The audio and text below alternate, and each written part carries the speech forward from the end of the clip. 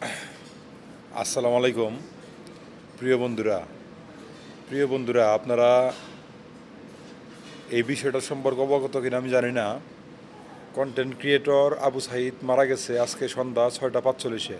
ঠিক আছে, এটা বাংলাদেশ টাইম 6টা 45-এ আবু সাঈদ মারা গেছে।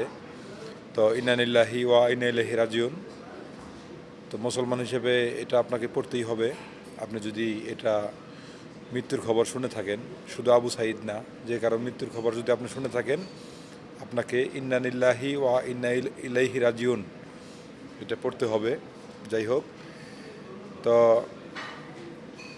লোকটি অসুস্থ ছিল, লিভার ক্যান্সারে আক্রান্ত ছিল।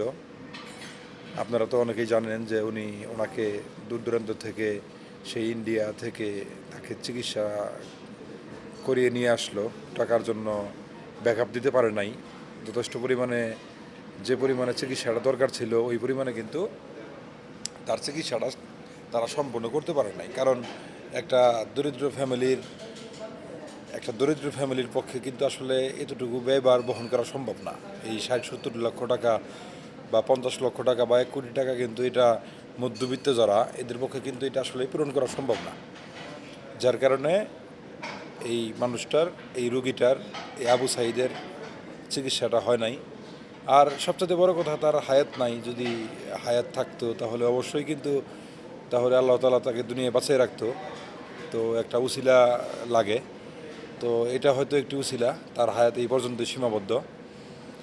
আর এইখানে রাব্বি, কিশোরগঞ্জের রাব্বি সাহেব, কন্টেন্ট ক্রিয়েটর, জনপ্রিয় কন্টেন্ট ক্রিয়েটর রাব্বি যথেষ্ট পরিমাণে হেল্প এবং সহায়ক ছিল।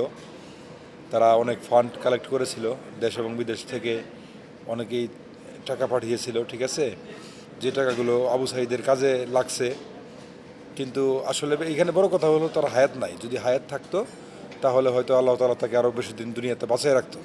ঠিক আছে, তো এখন আমি চাইবো কোনটা, যে এইখানে যে টাকাগুলো কালেক্ট করা হয়েছে, যতগুলো টাকা এখানে ব্যয় করা হয়েছে, বাদ বাকি যতগুলো টাকা এখানে বাকি আছে, অবশিষ্ট বাকি আছে, এই টাকাগুলো যেন তাদের পরিবারের কাছে হস্তান্তর করা হয়। রাব্বি সাহেব অলরেডি এই টাকাগুলো পৌঁছাই দিছে।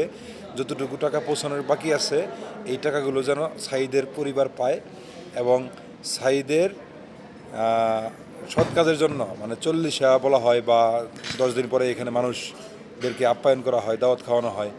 ঠিক আছে কি, তো আসলে তার রুহের মাগফিরাতের জন্য যেন মানুষকে খাওয়াইয়া বা অসহায় দরিদ্র মানুষকে হেল্প, দরিদ্র মানুষকে সেটা খাওয়ানোর মাধ্যমে তার জন্য যেন জান্নাত কামনা করা যায়, এরকম একটা খাতে যেন মোটামুটি ব্যয়বহুল একটা খরচ করা যায়। পাশাপাশি তার সন্তান এবং তার পরিবারকে, যেহেতু একটা উপার্জনক্ষম ব্যক্তি ছিল আবু সাঈদ, ঠিক আছে, তার পরবর্তীতে তাদের পরিবার যেন সংকটে না কাটে এবং এই টাকা দিয়ে যেন একটা ভালো একটা কাজ করে দেওয়া যায়।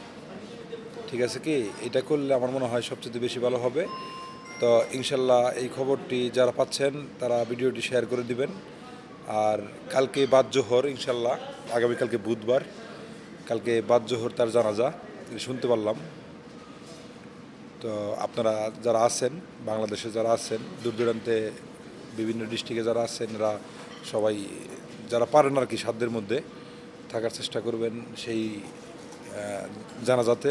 বাদ জোহর জানাজাতে অনুষ্ঠিত হবে করিমগঞ্জে, এটা কিশোরগঞ্জে করিমগঞ্জ।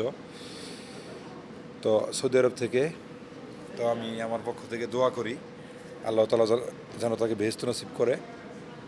আজকে দীর্ঘদিন উনি এখানে অনেকটাই কষ্ট করছে, রোগের সাথে লড়াই করছে। তো দেশ এবং বিদেশ থেকে যেখান থেকে ভিডিওটি দেখলেন সবাইকে ধন্যবাদ জানাই।